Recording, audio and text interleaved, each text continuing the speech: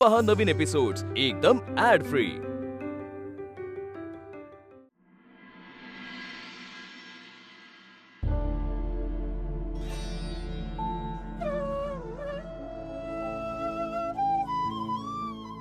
ज्या माणसावर तुम्ही सगळ्यात जास्त प्रेम करता त्याच्यापासून कायमचं दूर जाणं किती कठीण असतं हे मला चांगलंच माहिती आहे वीणा। आयुष्यभरासाठी मिळालेली एक खूप मोठी शिक्षा असते ती। तिचं ओझं वाहताना खांदे वाकून जातात, मन मारून जगावं लागतं, प्रसंगी चेहऱ्यावर पुसणं हसू आणावं लागतं।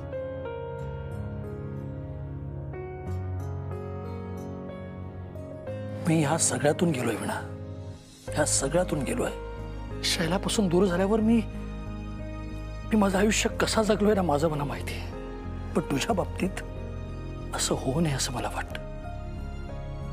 आणि म्हणून म्हणतो, स्वतःहून समोरून चालून आलेलं प्रेम दूर लोटू नकोस, कारण एकदा ते लांब गेलं ना की ते तुमचं सुख आणि समाधान दोन्ही कायमचं बरोबर घेऊन जात।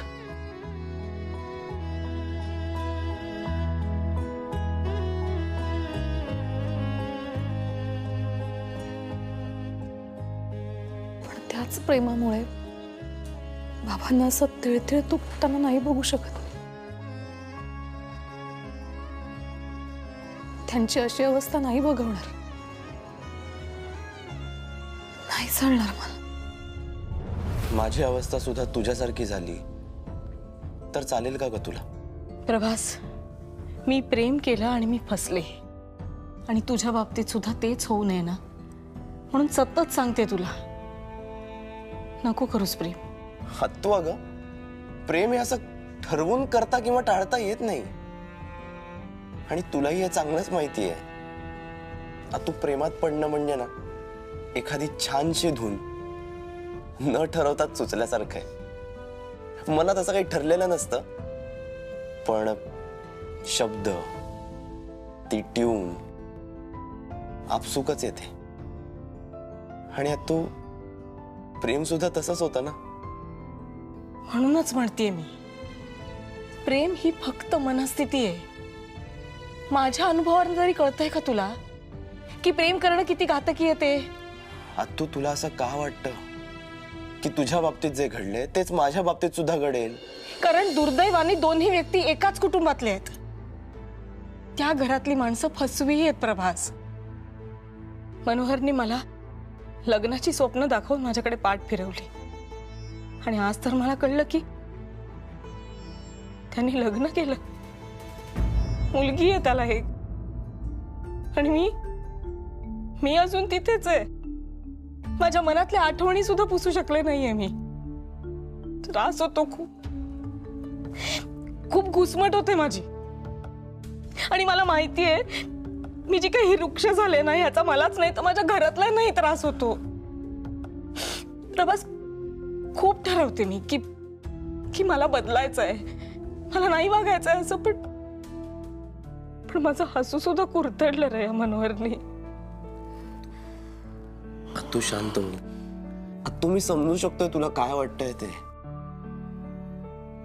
I can feel you.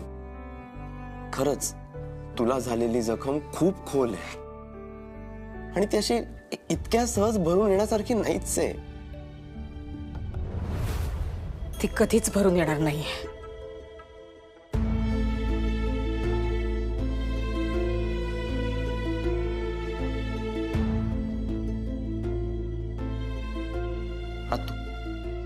मला नाही माहित मनोहर मामा तुझ्याशी असे का वागले, किंवा त्यांच्या वागण्याचं कारण काय होतं तेही मला माहित नाही, पण तू मला एवढं नक्की माहितीये की वीणा तशी नाही वागणार माझ्याशी। एवढा कॉन्फिडन्स आहे तुला? किती दिवसांपासून ओळखतोस तिला? तू ओळख किती दिवसांची हे महत्वाचं नसतं, ती किती क्षणांची आहे ना हे महत्वाचं असतं अगं। नाहीतर काय ग, अनेक वर्ष एकत्र राहिलेली माणसं पण एकमेकांना नीट ओळखत नाहीत। प्रभास, हे तू नाही, तुझं वय बोलतंय. ते वय ज्या वयामध्ये आपलंच म्हणणं आपल्याला योग्य वाटत असतं. ठीक आहे, तू काही म्हण, पण मी वीणाला नाही विसरू शकत. मी संगमनेरला जाणार आणि वीणाचं प्रेम पण मिळवून राहणार. मी सांगितलंय ना तुला, नाही जायचं त्या घरात म्हणजे नाही जायचं. आता मग मी पण तुला फायनल सांगतो, मी पण संगमनेरला जाणार आणि फक्त जाणार नाही, तू वीणाचा होकार मिळवणार, तिच्याशी लग्न पण करणार. कारण मी नाही राहू शकत अगं तिच्याशिवाय.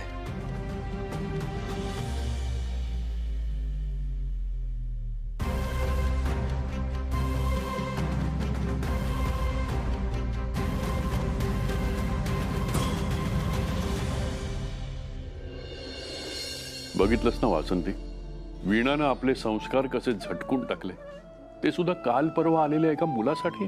म्हणजे गेली 22 वर्ष मी तिच्या मनावरती जे धडे गिरवले ते त्या मुलानं एका क्षणात पुसून टाकले. याचा अर्थ असा झाला की माझ्या संस्कारांना, माझ्या विचारांना काही धारच नव्हती किंवा तिला ते पटलेच नव्हते. आज मला अगदी हरल्यासारखं वाटतंय का, एकटं पडल्यासारखं वाटतंय. आज तुझी खूप आठवण येते. आज तू असायला हवी होतीस.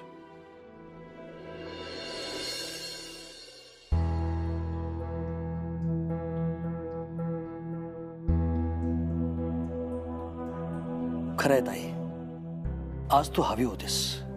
निदान तू तरी दादांना सांगितलं असतंस की त्यांचे संस्कार अजिबात कमी पडले नाहीत. उलट त्यांची शिकवण वीणा आचरणात आणते. संकटात सापडलेल्या माणसाला मागचा पुढचा विचार न करता मदत करायची, असं दादानेच वीणाला सांगितलं होतं आणि वीणाने तेच केलं. हे खरं आहे की वीणाने कॉन्सर्टमध्ये तोकडे कपडे घातले होते, पण त्यात तिची काहीच चूक नव्हती.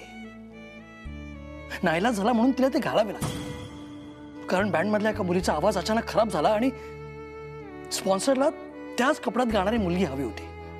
नाहीतर त्यांनी स्पॉन्सरशिप कॅन्सल केली असती आणि ऐनवेळी अशी मुलगी शोधणं कठीण होतं, अशक्य होतं. आणि म्हणून मग वीणाने ती जबाबदारी स्वीकारली आणि कॉन्सर्ट अयशस्वी होण्यापासून वाचवली. इतकंच नाही, तिचं गाणं संपल्यावर त्या रॉक कॉन्सर्टमध्ये वीणाने पारंपरिक विठ्ठलाचा अभंग गायला. आजची पिढी पारंपरिक अभंग गाऊ शकते याबद्दल वीणाचं प्रचंड कौतुक झालं. आणि म्हणून मग कॉन्सर्ट संपल्यावर प्रभासने तिच्याकडे आपल्या प्रेमाची कबुली दिली. दादा, प्रभास वाईट मुलगा नाही हो. हा, त्याचे विचार, जगण्याची पद्धत वेगळी असेल, पण त्याच्यात तितकीच माणुसकी आहे जितकी आपल्यात आहे. तुम्हाला तर माहिती आहे, प्रभासने वीणाला अनेक प्रसंगातून वाचवलं. आपल्या मंदिराच्या उत्सवाच्या दिवशी वीणा खड्ड्यात पडली, तिच्या पायाला दुखापत झाली होती. तेव्हा प्रभासने तिला बाहेर काढलं म्हणून वीणा वेळेत पोचली. त्या केशाने वीणाला किडनॅप केला. प्रभास वेळेत पोचला नसता तर वीणाचं लग्न झालं असतं त्या गुंडाशी. दादा, प्रभासचे खूप उपकार आहेत आपल्यावर. त्याची परतफेड आपण करू शकू की नाही मला माहित नाही, पण निदान त्याचा तिरस्कार करू नका. फक्त एकदा वीणाच्या दृष्टीने त्याचा विचार करा. कारण कितीही झालं तरी शेवटी वीणाचे बाबा आणि आई ही तुम्ही आहात.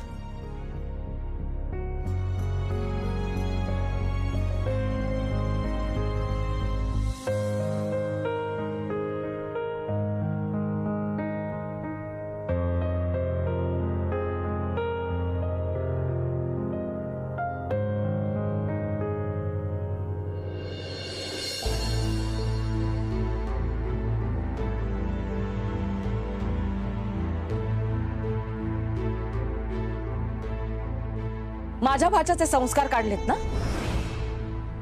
आत्ता मला कळतंय तुमचे संस्कार काय आहेत. तुम्ही माझ्या भाच्याला खोटारला म्हणालात ना, तुमच्या त्या अख्ख्या कुटुंबाला ढळढळीत खोटं बोलायची सवय आहे. प्रेम करून नातं न टिकवणं ही परंपरा आहे ना तुमची. मामा काय, भाची काय, सगळे एका माळ्याचे मणी. या घरची मुलगी आपल्या घरची सून होऊच शकणार नाही.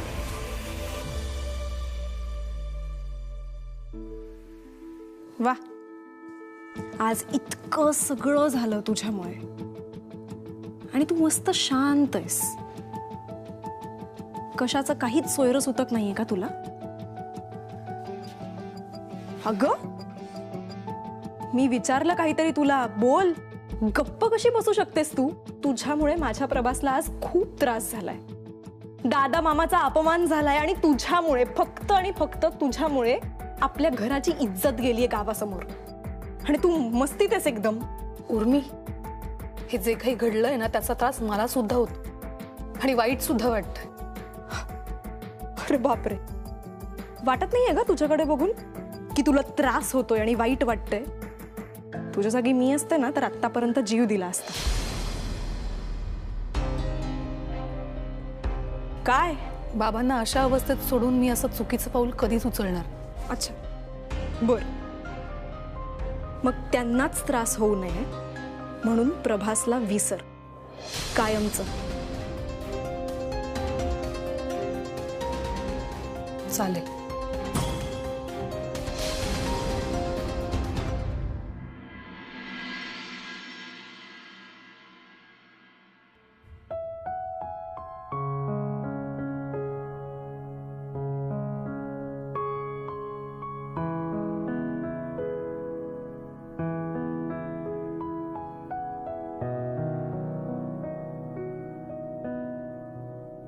आय एम सॉरी अत्तू, पण मी संगमनेरला जातोय आणि वीणाच्या बाबांचा होकार घेतल्याशिवाय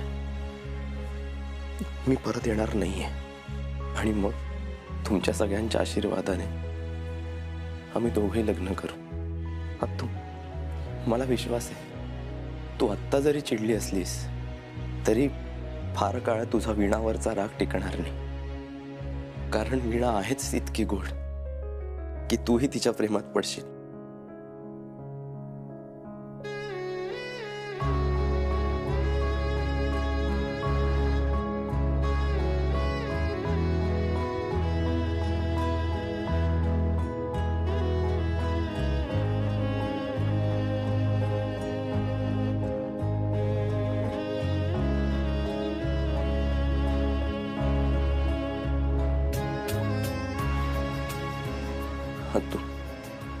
तू मी गेल्यावर स्वतःला जास्त त्रास करून घेऊ नकोस.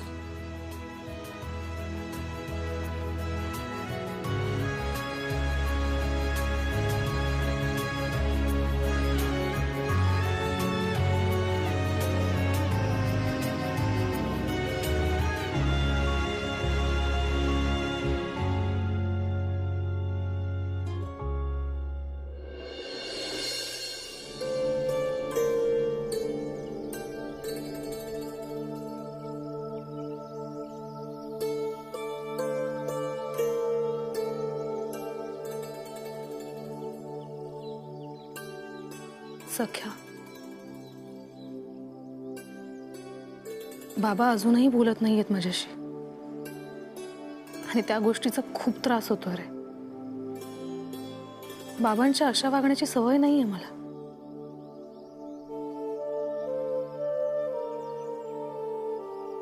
आता तुझ्यावरच सगळा विश्वास आहे. काहीतरी कर आणि बाबांचा माझ्यावरचा राग दूर कर.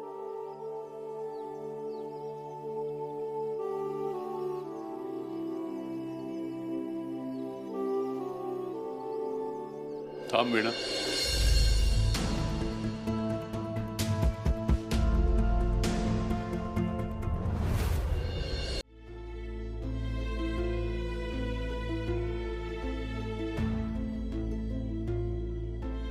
मी उगाच ओरडलो तुला. त्या तोकड्या कपड्यांमागचं खरं कारण कळलंय मला.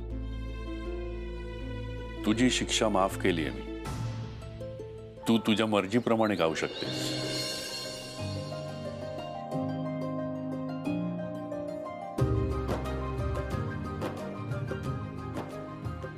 थँक्यू, खरंच खूप थँक्यू. मी आता शब्दात नाही सांगू शकत मला किती आनंद झालाय. म्हणजे मी आता पुन्हा गाऊ शकते माझ्या सख्यासाठी, माझ्यासाठी. पण त्या मुलासाठी नाही. तो मुलगा मला आपल्या घरात कधीच यायला नकोय. कारण तो खूप उलटसुलट बोलला माझ्याशी. आणि त्याची ती आत्या या संगमनेरमध्ये या स्वरात एवढ्या मोठ्याने माझ्याशी आजवर कोणीच बोललं नव्हतं. ती बाई पैशानं खूप श्रीमंत आहे, पण संस्कारानं खूप गरीब दिसते. तिनं केलेला माझा अपमान मी माझ्या शेवटच्या श्वासापर्यंत नाही विसरणार.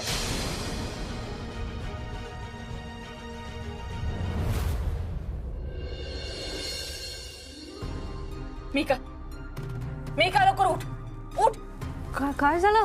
प्रभास तुला काही सांगून गेला? नाही, माझं काहीच नाही बोलणं झालंय. काय झालं?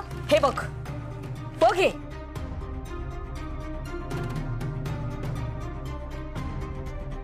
मी फोन करते त्याला. थांब. कुणाला? काही गरज नाही. हा? अगं पण आतू मी गरज नाहीये. तो त्याच्या मर्जीने गेलाय ना, मग त्याच्याच मर्जीने परत येणार. त्याला जगणं फार सोपं वाटतंय ना. कळू दे ना आता किती कठीण आहे ते. त्याच्या मर्जीप्रमाणे वागणारी माणसं आपल्या घरात आहेत, त्याच्या बँडमध्ये आहेत, पण तिथे संगमनेरमध्ये नाही आहेत. हे बघ आतू, मी जर त्याच्याशी बोलले ना, मी समजू. त्याची गरज नाहीये. हे बघ मिका, तू त्याला कुठलाही मेसेज किंवा फोन करायचा नाही. आणि जर समजा त्याचा फोन आलाच तर आपल्यात काय डिस्कशन झालं हे त्याला सांगायचं नाही. मिका, लक्षात ठेव, माझ्याशी गाठ आहे. त्याला काहीही सांगायचं नाही.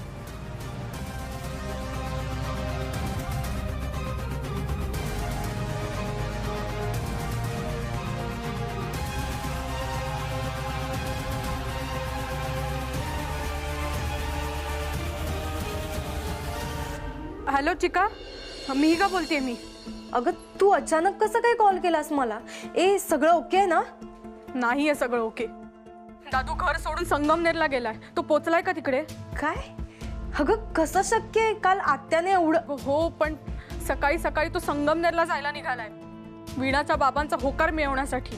मिहिका, तो आत्ता बाबांच्या नजरेसमोर जरी आला ना तरी खूप प्रॉब्लेम्स होते.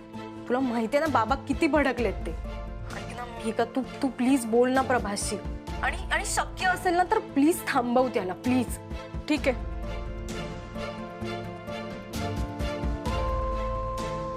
दादू यार, बी सेफ. प्लीज काळजी घे स्वतःची.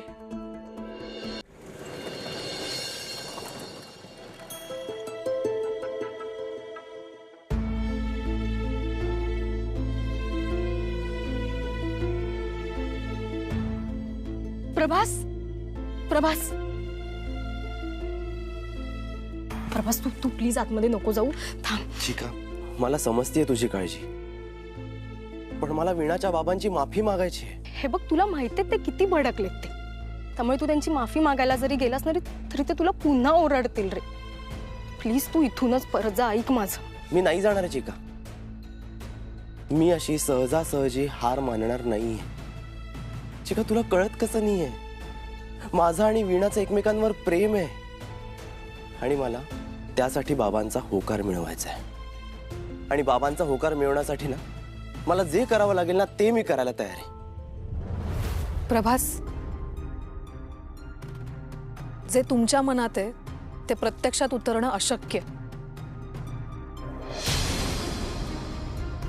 त्यामुळे तुम्ही ताबडतोब निघून जा प्लीज.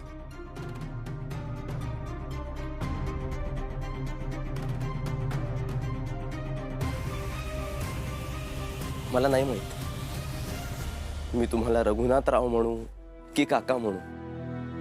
मला हेही माहित नाही की काल जे काही घडलं त्यानंतर तुम्ही मला माफी कधी आणि कशी द्याल. पण मला एवढं नक्कीच माहिती आहे, माझं वीणावर खूप प्रेम आहे. मी नाही राहू शकत तिच्याशिवाय. मला तिच्याशीच लग्न करायचंय. हा, पण ते तुमच्या परवानगीने आणि तुमचे आशीर्वाद घेऊन. आणि जोवर तुम्ही मला होकार देणार नाही ना तोपर्यंत मी इथून कुठेही हलणार नाहीये.